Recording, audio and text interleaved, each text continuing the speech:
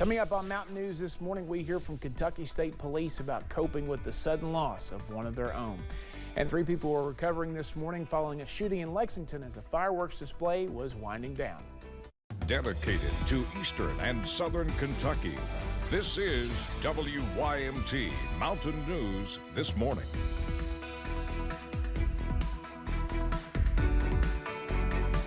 Good morning, 6:34. Brandon Robinson here on this Thursday. It is July the 6th, and let's take a look at your forecast this morning. A little bit of rain trying to cross over into our western counties there, Wayne County, Pulaski County, coming out of southern Kentucky there. Let's take a closer look. South of Columbia, north of Burkesville, a little bit of lightning in some of those storms there near the Bryan community coming into parts of Adair County and down that way. So again, continue to watch that this morning. That's working its way toward Wayne County. Slade along the Mountain Parkway there, Wolf Powell County line to the north. Not seeing a whole lot of action up there, but it is 70 up that way this morning. 61 in Clintwood, 70 Prestonsburg, 70 Moorhead, 69 Jackson, 70 in Somerset, 71 in Monticello, 63 here in Hazard and Wise as well. So again, contrast of temperatures across the region. Today, 88, but we go up to a 40% chance of rain as we head deeper into the afternoon. Scattered showers and storms will pick up as we head deeper into the day, thanks to a boundary that's going to impact us a little bit later on. To news now, Kentucky State Police Sergeant Jared Boggs died earlier this week following a brief illness. He leaves behind a legacy for the community of Harlan and Harlan County. WYMT's RJ Johnson has more. Sergeant Jared Boggs served the Kentucky State Police Force since graduating from the academy in December 2005.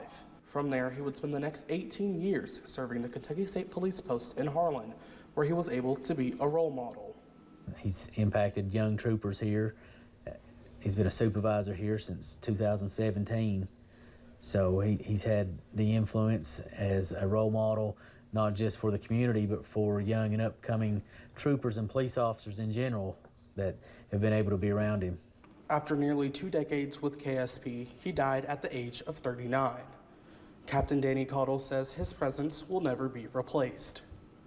Well, he'll be remembered here.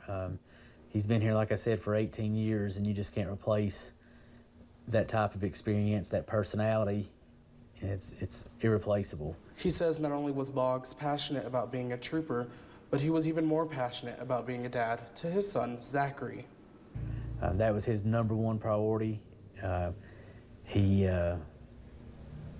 Everything came second to his son. The school and the Little League are things near and dear to his son's heart, which made it near and dear to Jared's heart. So he wants to continue giving by helping his son with his future and making sure those things are around to exist, to be part of that. Which is why he did everything he could, not only for the community, but for his family. He's coached every sport for every team that his son has ever played. He's very involved in his son's life and in youth sports with him. I mean, he's impacted a lot of lives in Harlan County, not just from a trooper, but as a father, as a coach. He's a husband, a grandfather, a son, a friend, a brother. He's impacted a lot of people in this county. With outpouring support from the community, Captain Caudle says his presence will always be felt. In Harlan, RJ Johnson, WYMT Mountain News. Awful situation over there in the home county. Visitation for Sergeant Boggs is set for Saturday from 1 until 3 p.m. at the Harlan High School gym.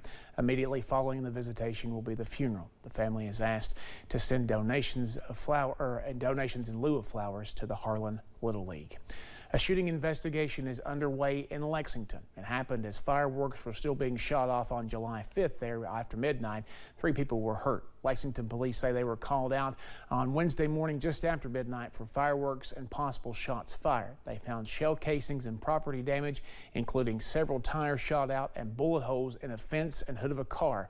Around the same time, 2 adult men and 1 juvenile showed up at the hospital with non-life-threatening gunshot wounds. Our street is pretty aged. A lot of my neighbors are a lot older, so it's once again contributed to it being quiet, but kind of things are starting to change over here, it seems like. So Lexington police say they do not have any suspect information available at this time, and their investigation is ongoing. They're asking anyone with information to contact them or Bluegrass Crime Stoppers. Changes to a law during this year's legislative session have attorneys celebrating the General Assembly. Lawmakers are opening options to have more low-level criminal judgments vacated. WYMT's Buddy Forbes has more about a small insertion that attorneys say will have a big impact. A change in words that could change the world for someone who has a criminal record. To give a lot of people, especially here in eastern Kentucky, a second chance. This year, Kentucky lawmakers expanded expungement opportunities to allow people to file to have multiple Class D felonies removed from public access. That's just going to be multiple felony offenses. So that's the big change. For people to expunge their records and move forward with their lives unburdened by the weight of past mistakes that they might have made.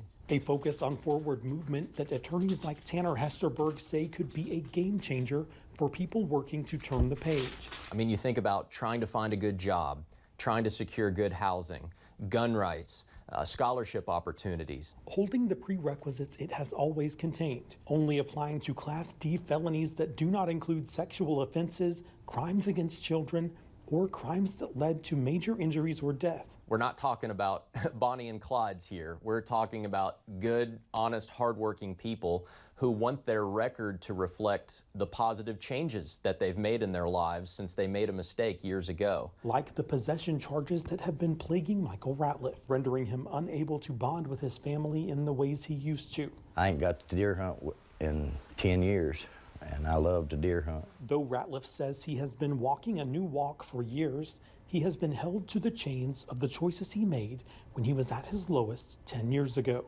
All the money I made and all the, I wouldn't trade my gun rights for all of that. I wouldn't, if I had to do over, it never would have happened.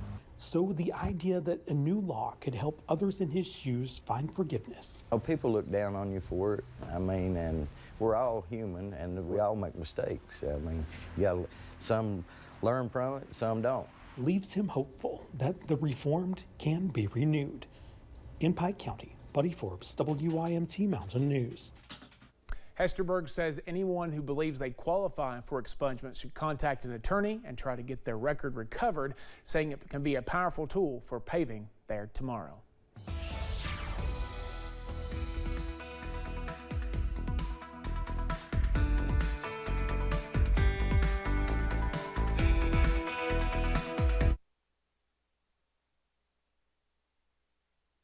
All right, 6:41, we're continuing to track a beautiful start to the day over at the London Corbin Airport. We're going to continue to see that be a fairly nice day for a lot of folks out there this morning. It is currently 68 with some sunshine over that way. Barometric pressure dropping below 30 there just a little bit, but look at that humidity and that dew point. Anything above basically 60 on the dew points and above about 75 on the humidity levels is looking pretty soupy out there. Temperatures 60s and 70s out there this morning, 61 Clintwood to 71 in Monticello. Your out the door forecast, dry for now, except maybe our western and our neighbors in the western counties west of I-75 here in just a little bit. They could see a little bit of rain, but most of us will see that this afternoon as scattered showers and storms develop after lunchtime for most of us. All right, thank you for joining us. The time now 6:42. Still to come on Mountain News this morning. Scientists say almost half of all tap water in the U.S. has forever chemicals that could leave lasting damage in your body.